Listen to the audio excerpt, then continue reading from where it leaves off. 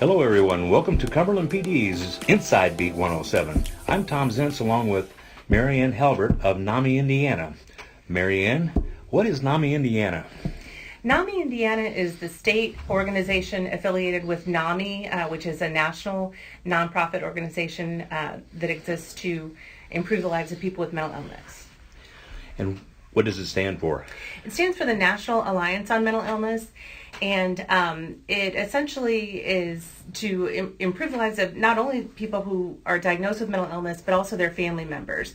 So at the local affiliate level, we provide support groups and educational classes, and at the state level, we provide training for those volunteers who run the support groups and classes.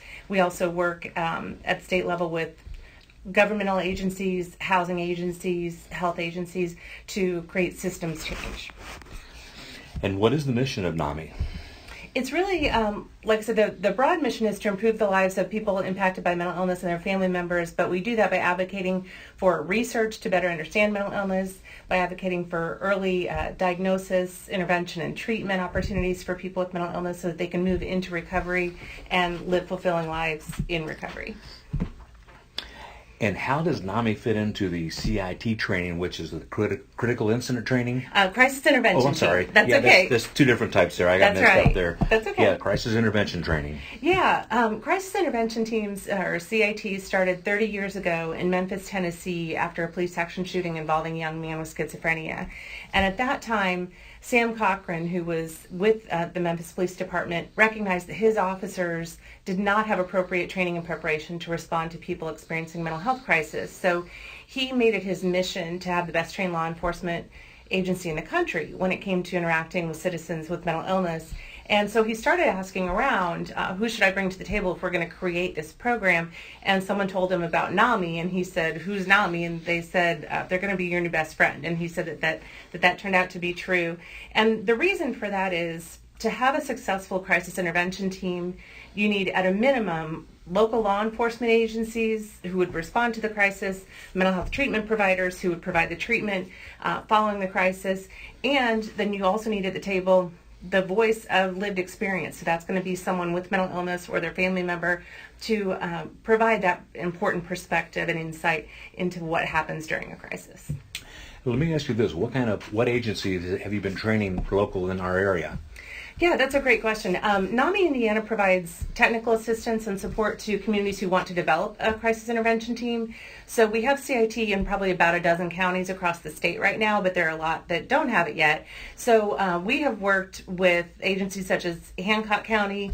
We're working currently with Hendricks County. We worked with Vigo County, Delaware County, a variety. And you can go on our NAMI Indiana website, and we do have a CIT page that shows a map with all the communities throughout Indiana that have CIT.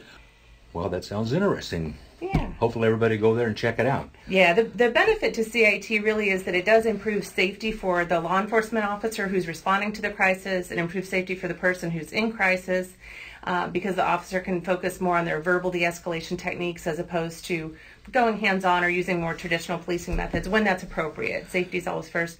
And it also improves referral to treatment, so people are ending up more often in treatment than in jail following a mental health crisis. So communities do find it beneficial, not only for the individual in crisis, but for the law enforcement community as well.